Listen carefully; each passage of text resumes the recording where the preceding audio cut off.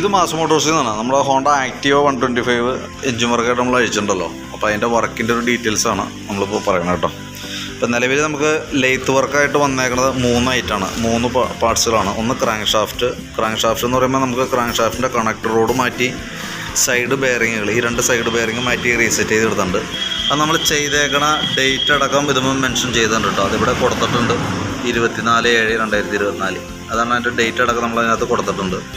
പിന്നെ നമുക്ക് വന്നേക്കണ ഐറ്റം എന്ന് പറഞ്ഞാൽ ക്യാം ഷാഫ്റ്റിൻ്റെ ഈ സൈഡിൽ വന്ന ബെയറിങ്, ഈ സൈഡിലെ ബെയറിങ്ങും ഈ സൈഡിലെ ബെയറിങ്ങും, ആ 2 ബെയറിങ് മാറ്റി നമ്മൾ പുതിയതിട്ടേക്കണേ. അപ്പോൾ അതിൻ്റെ ബെയറിങ് എന്ന് പറയുമ്പോൾ ഈ ബെയറിങ്ങുകളാണ് നമ്മൾ മാറ്റിയേക്കണത് കേട്ടോ. കാരണം എന്ന് വെച്ച് കഴിഞ്ഞാൽ ഇത് ഓയിലില്ലാതെ വരുമ്പോൾ ഓവർ ഹീറ്റിങ്ങും കാണിക്കും. ഓവർ ഹീറ്റിംഗ് കാണിച്ചാൽ എപ്പോൾ വേണമെങ്കിലും ഇത് താരതമ്യേന ചെറിയ ബെയറിങ് ആയതുകൊണ്ട് തന്നെ പെട്ടെന്ന് കംപ്ലയിൻറ്റ് വരാനുള്ള സാധ്യതയുണ്ട്. അപ്പോൾ അതുകൊണ്ടാണ് നമ്മളത് കൂട്ടത്തിൽ കൂടെ ചേഞ്ച് ചെയ്യണത്. ഇപ്പോൾ ക്രാങ്ക് ഷാഫ്റ്റിൻ്റെ ആണെങ്കിൽ പോലും നമ്മൾ മാറ്റുന്നതിൻ്റെ കാലത്ത് ക്രാങ്ക് ഷാഫ്റ്റിൻ്റെ വെച്ച് നോക്കുമ്പോൾ ഇതിനേക്കാളും വെച്ച് നോക്കുമ്പോൾ ഹെവിയാണ്. പക്ഷേ എങ്കിൽ കൂടി നമ്മളത് മാറ്റുന്നതിൻ്റെ കാരണം എന്ന് വെച്ചാൽ ബൈ ചാൻസ് അതിൻ്റെ ഒരു കംപ്ലയിൻറ്റ് റിപ്പീറ്റ് കാണിച്ചാൽ നമ്മൾ ഈ ചെയ്യുന്ന പണിയൊക്കെ പാഴ്പണിയായിട്ട് വരും.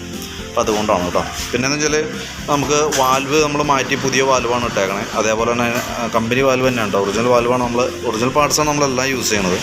അപ്പോൾ അതിൻ്റെ വാൽവ് മാറ്റിയതിന് ശേഷം ഈ വാൽവ് ഗൈഡ് പറഞ്ഞതിന് തേമാനം വന്നിട്ടുണ്ടായിരുന്നു, അതും മാറ്റി പുതിയത് റീസെറ്റ് ചെയ്തിട്ടുണ്ട്.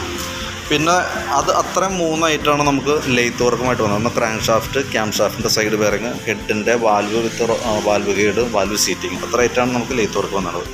പിന്നെ നമുക്ക് ഡാമേജ് ഉള്ളത് സിലിണ്ടർ കിറ്റാണ്. സിലിണ്ടർ കിറ്റ് എന്ന് പറയുമ്പോൾ ഹോണ്ടയുടെ കമ്പനി പാർട്സാണ്. 3575 രൂപയാണ് ഐറ്റത്തിൻ്റെ കോസ്റ്റ് വന്നത് കേട്ടോ, റേറ്റ് വന്നത്.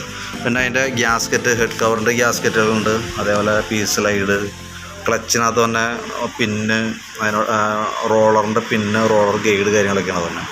ബോസ് ഡ്രൈവ്, ഈ വേരിയേറ്റർ ബോഡി, ബെൽറ്റ്, അതേപോലെ തന്നെ ഗിയറിൻ്റെ ഓയിലും കൂടി നമ്മൾ കൂട്ടത്തിൽ ചേഞ്ച് ചെയ്ത് തരുന്നുണ്ട്. കാരണം എന്ന് വെച്ചാൽ മെയിനോട്ട് ഒരു അല്പം ലെവൽ കുറവ് കാണിക്കുന്നതുകൊണ്ട് തന്നെയല്ല നമ്മൾ പഴിച്ച് ക്ലീൻ ചെയ്തൊക്കെ നമ്മൾ റീസെറ്റ് ചെയ്യുന്ന സമയത്ത് വെള്ളത്തിൻ്റെ എന്തെങ്കിലും പ്രസൻസ് എന്തെങ്കിലുമൊക്കെ ചെന്ന് കഴിഞ്ഞാൽ അത് ക്ലിയർ ആവാൻ വേണ്ടിയിട്ടാണ് ഗിയർ ഓയിൽ നമ്മൾ ചേഞ്ച് ചെയ്യുന്നുണ്ട്. പിന്നെ എഞ്ചിൻ ഓയിൽ നമ്മൾ യൂസ് ചെയ്യുന്നത് ഹോണ്ടയുടെ കമ്പനി ഓയിലുണ്ടോ, ജെനുവിൻ ഓയിലാണ്. ഇത് തന്നെ നമുക്ക് പരമാവധി യൂസ് ചെയ്യാൻ നോക്കാം. 363 രൂപയാണ് നമുക്കിതിന് ഇപ്പോൾ നിലവിലുള്ള കോസ്റ്റ് കേട്ടോ. അപ്പോൾ ഒറിജിനൽ പാർട്സുകൾ മാത്രമേ യൂസ് ചെയ്യാൻ നോക്കാം. അത് പ്രത്യേകം പറയാൻ കാരണം എന്ന് വെച്ചാൽ നമുക്ക് അതിൻ്റെ ഈ ക്ലച്ചിൻ്റെ വെയിറ്റ് സെറ്റ്, ഈ ക്ലച്ചിനകത്ത് വന്ന റോളർ വെയിറ്റ് എന്ന് പറഞ്ഞാൽ ഈ യൂണിറ്റൊന്നും കമ്പനി പാർട്സുകളൊന്നും അല്ല. കാരണം വെച്ചാൽ നമുക്ക് എന്തായാലും നമ്മൾ പൈസ മുടക്കും. അപ്പോൾ ജെന്യുവൻ പാർട്സുകൾ അറേഞ്ച് ചെയ്ത് കൊടുക്കുകയാണെങ്കിൽ ടെക്നീഷ്യന്മാർ അത് ക്ലിയറായിട്ട് അത് ചെയ്ത് തരും. അതല്ലാന്നുണ്ടെങ്കിൽ അവർ എവിടെയാണോ അവൈലബിലിറ്റി ഉള്ളത് അത് നോക്കിയിട്ട് അവർ മേടിച്ചിടുന്ന സ്വാഭാവികമായിട്ടും നഷ്ടം വരുന്നത് നമുക്കായിരിക്കും. അതൊന്ന് പ്രത്യേകം ശ്രദ്ധിക്കുക. അപ്പോൾ ഇതാണ് നമുക്ക് എൻജിൻ വർക്കുമായി ബന്ധപ്പെട്ട കേസുകൾ. പിന്നെ നമുക്ക് അതിൻ്റെ എൻജിൻ കേസിൻ്റെ ഭാഗമാണത് അത്യാവശ്യം നമ്മൾ ക്ലീൻ ചെയ്ത് കറക്റ്റ് ആക്കിയിട്ടുണ്ട്. പിന്നെ ബാക്ക് ടയറിൻ്റെ കണ്ടീഷൻ ഒന്ന് ശ്രദ്ധിച്ചോളൂ കേട്ടോ. തീരെ വളരെ മോശമാണ്, ഒട്ടും തന്നെ ഇല്ല.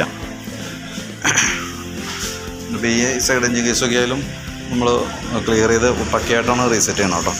പിന്നെ നമുക്കതിന് എൻജിൻ വർക്ക് കഴിഞ്ഞതിന് ശേഷം ചെയ്യേണ്ട വർക്കുകളുണ്ട്. അതിൻ്റെ ഡീറ്റെയിൽസ് ഞാൻ വർക്ക് കംപ്ലീറ്റ് ആയതിനു ശേഷം മെൻഷൻ ചെയ്യാം. അതിൻ്റെ ഡീറ്റെയിൽസ് പറഞ്ഞു തരാം കേട്ടോ. എങ്ങനെയാണ് നമുക്ക് അതിൻ്റെ സർവീസുമായി ബന്ധപ്പെട്ട് ചെയ്തു പോകേണ്ടത്. നമുക്കൊരു 1 ഇയർ വാറണ്ടി ഉണ്ട്. ഈ ചെയ്യുന്ന വർക്കിന് 1 ഇയർ വാറണ്ടി ഉള്ളതാണ്. അപ്പോൾ അതുകൊണ്ട് തന്നെ നമ്മൾ ക്ലിയറായിട്ട് അതിൻ്റെ സർവീസ് ഹിസ്റ്ററി കറക്റ്റ് ആണെങ്കിൽ മാത്രമാണ് എന്തെങ്കിലും ഒരു വാറണ്ടി സംബന്ധമായിട്ടൊരു കംപ്ലയിൻറ്റ് വന്നാൽ നമുക്കത് ക്ലെയിം ചെയ്യാനായിട്ട് സാധിക്കുള്ളൂ. അത് പ്രത്യേകം ശ്രദ്ധിക്കണം കേട്ടോ. അപ്പോൾ ഞാൻ വർക്ക് ചെയ്തുകൊണ്ടിരിക്കുകയാണ്. കംപ്ലീറ്റ് ആവുന്നതിനനുസരിച്ച് അതിൻ്റെ ഡീറ്റെയിൽസ് അപ്ഡേറ്റ് ചെയ്യാം. ഓക്കെ.